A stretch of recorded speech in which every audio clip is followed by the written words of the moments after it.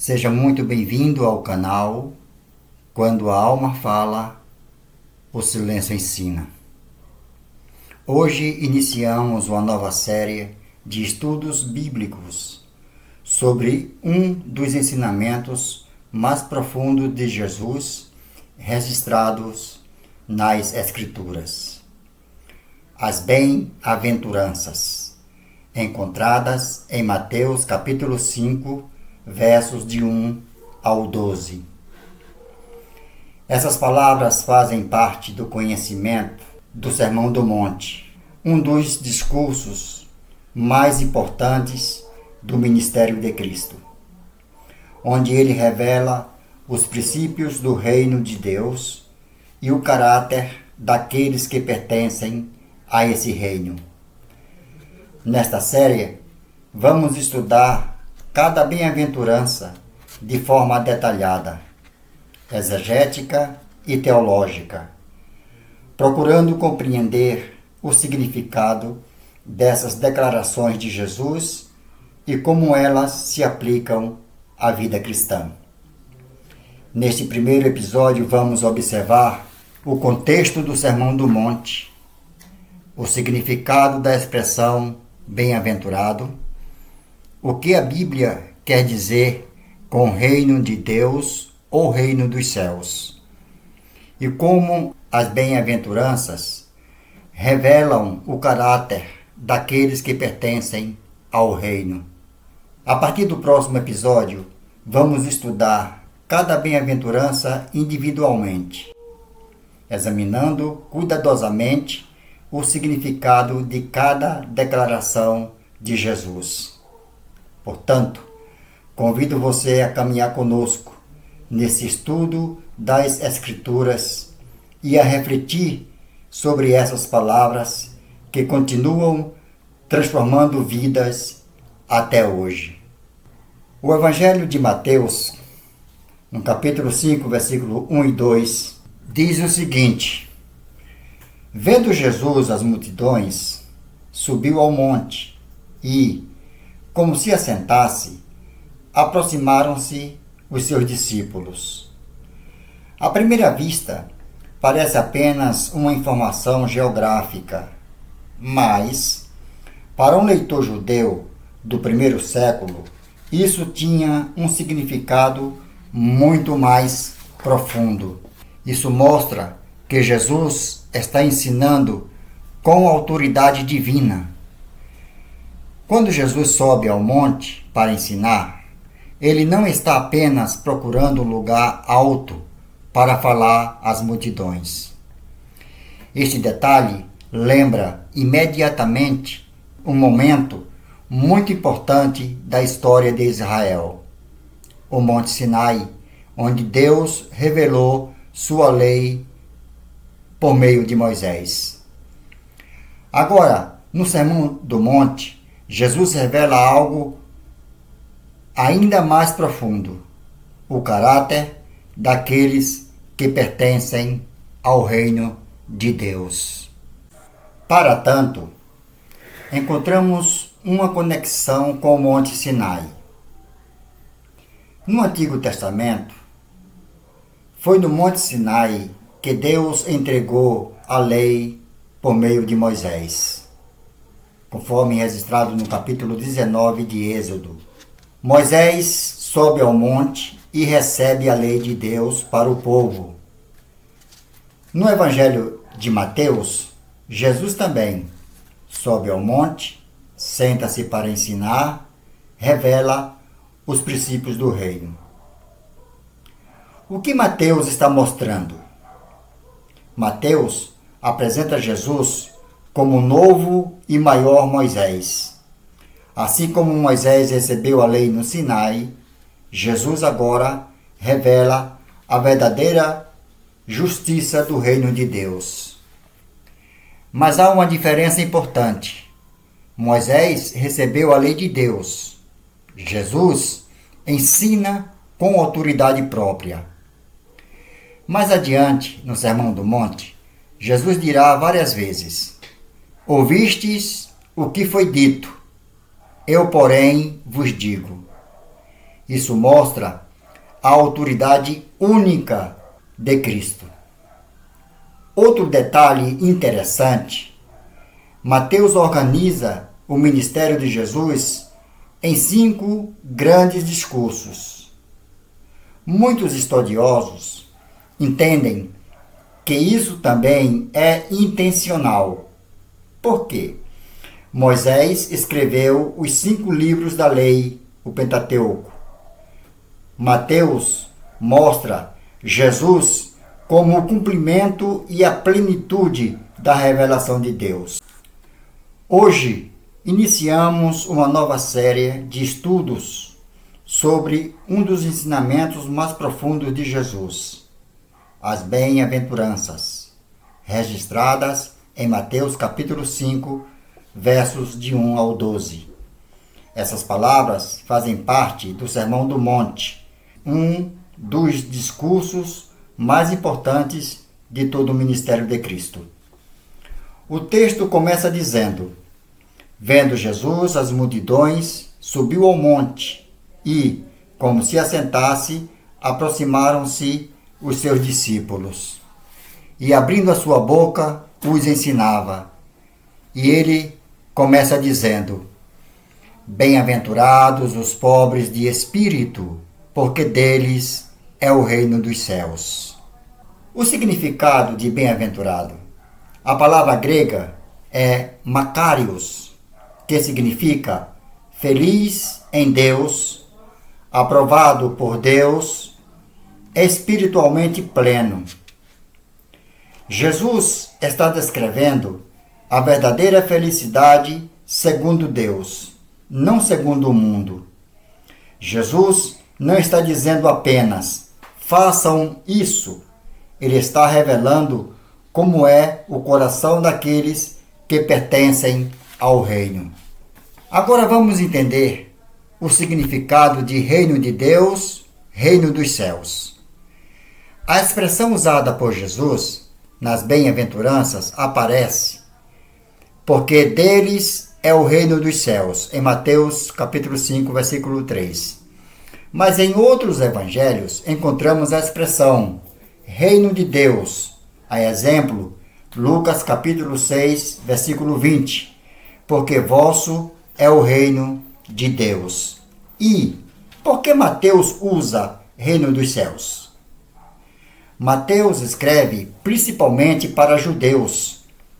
Na cultura judaica, havia muito respeito pelo nome de Deus, e muitas vezes evitava-se pronunciá-lo diretamente. Por isso, Mateus usa a expressão reino dos céus, como uma forma reverente de dizer reino de Deus. Mas o que significa reino no contexto bíblico? A palavra grega usada é basileia. Essa palavra não se refere apenas a um território.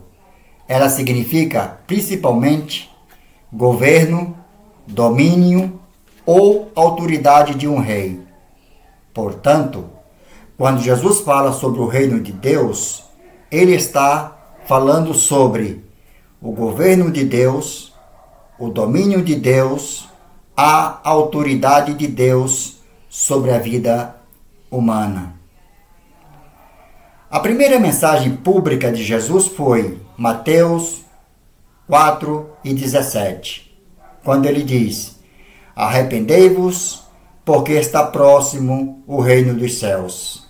Isso significa que com a vinda de Cristo, o reino de Deus estava sendo inaugurado na história.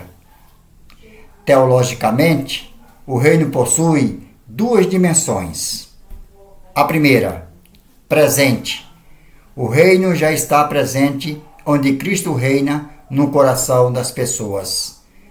Lucas capítulo 17, versículo 21, diz o seguinte: o reino de Deus está entre vós.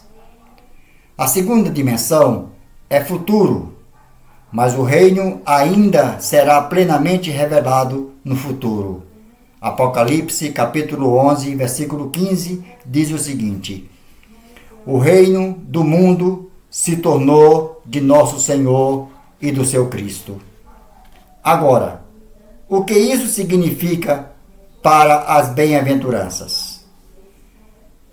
Quando Jesus diz, deles é o reino dos céus, ele está dizendo que aqueles que possuem essas características pertencem ao reino de Deus.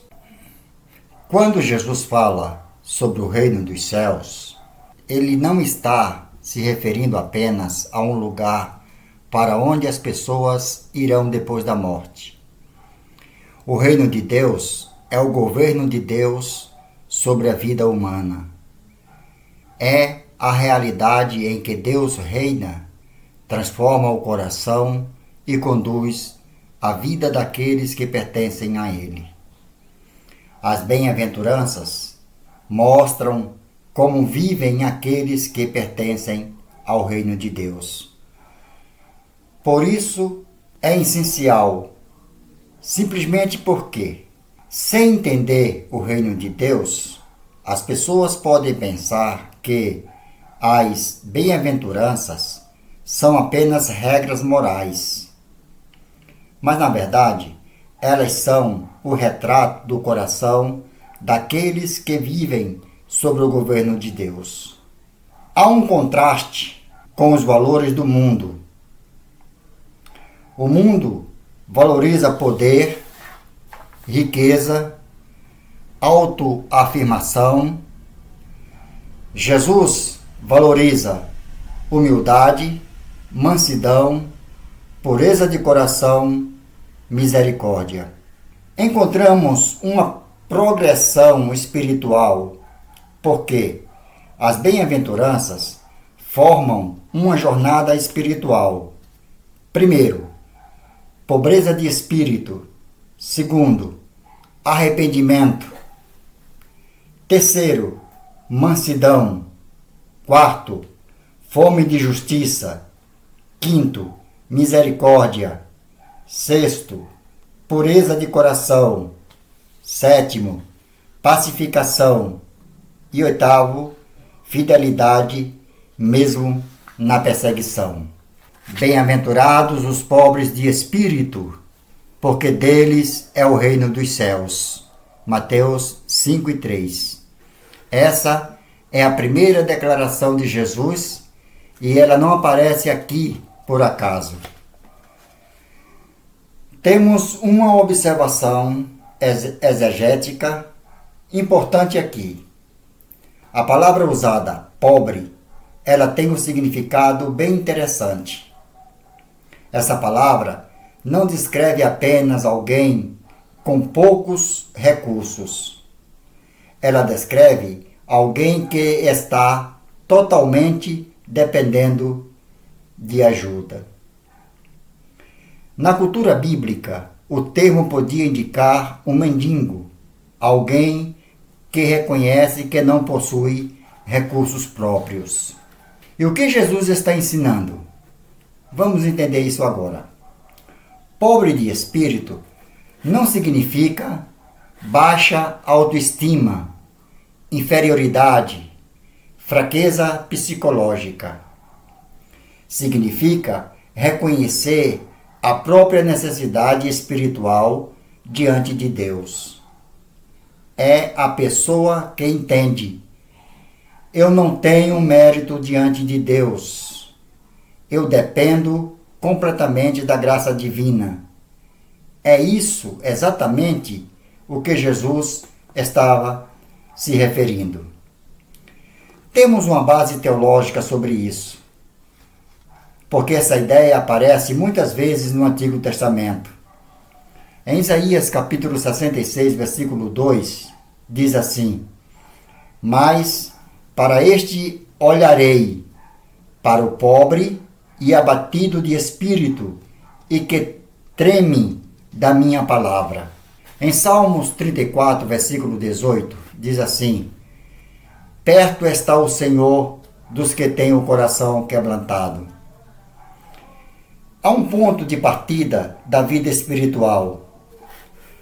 A primeira bem-aventurança mostra algo muito importante.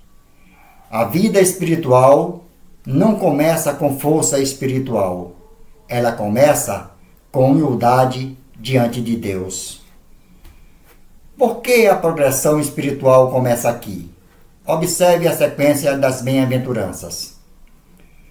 Pobre de espírito, os que choram, os mansos e os que têm fome de justiça. Isso mostra uma jornada. Primeiro, a pessoa reconhece sua pobreza espiritual. Depois, ela lamenta sua condição. E então, começa a buscar transformação. E por que essa bem-aventurança vem primeiro? Porque, sem humildade espiritual, ninguém entra no reino. Jesus está dizendo: o reino de Deus pertence àqueles que reconhecem que precisam de Deus. E aí Jesus apresenta a promessa: porque deles é o reino dos céus. Observe algo interessante. Aqui o verbo está no presente. Não diz será deles. Diz é deles. Isso mostra que quem reconhece sua pobreza espiritual já participa da realidade do reino. A porta de entrada do reino de Deus não é o orgulho espiritual, mas a humildade diante de Deus. O reino não pertence aos que confiam em sua própria justiça, mas àqueles que reconhecem que precisam da graça divina. As bem-aventuranças mostram o caráter de Cristo. Observe como cada bem-aventurança aparece na própria vida de Jesus. Primeiro, pobre de espírito. Jesus viveu em total dependência do Pai. Em João 5,19 diz o seguinte: o Filho nada pode fazer de si mesmo. Cristo viveu em humildade e submissão ao Pai. Segundo, os que choram. Jesus também chorou, conforme relato em João 11,35. Cristo demonstrou profunda sensibilidade diante do sofrimento e do pecado. Terceiro, os mansos. Em Mateus 11,29 diz o seguinte: aprendei de mim, porque sou manso e humilde de coração. A mansidão é uma característica central do caráter de Cristo. Quarto, fome e sede de justiça. Jesus viveu totalmente comprometido com a vontade de Deus. Em João 4,34 lemos: a minha comida é fazer a vontade daquele que me enviou. Misericordioso. O ministério de Jesus foi marcado pela misericórdia. Ele perdoou pecadores, curou enfermos e acolheu os rejeitados. Limpos de coração. Cristo viveu em perfeita pureza. Em Hebreus capítulo 4, versículo 15, diz o seguinte: foi tentado em todas as coisas, mas sem pecado. Pacificadores. Jesus veio reconciliar Deus e os homens. Em Colossenses capítulo 1, versículo 20, diz o seguinte: fazendo a paz pelo sangue da sua cruz. Perseguidos por causa da justiça. A própria vida de Jesus culmina em perseguição e crucificação. Mas qual é o significado disso? Isso revela algo muito importante. As bem-aventuranças mostram o caráter do reino, mas esse caráter foi perfeitamente revelado em Cristo. E para isso temos uma aplicação teológica, porque o cristão não vive as bem-aventuranças simplesmente por esforço moral.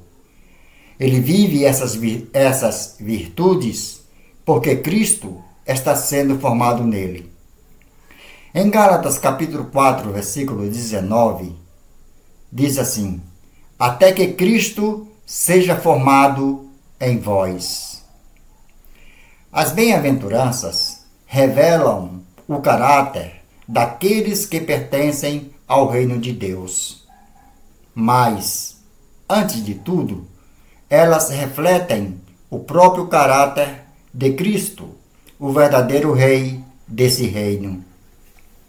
Isso mostra que a vida cristã não é apenas seguir princípios, mas ser transformado à imagem de Cristo.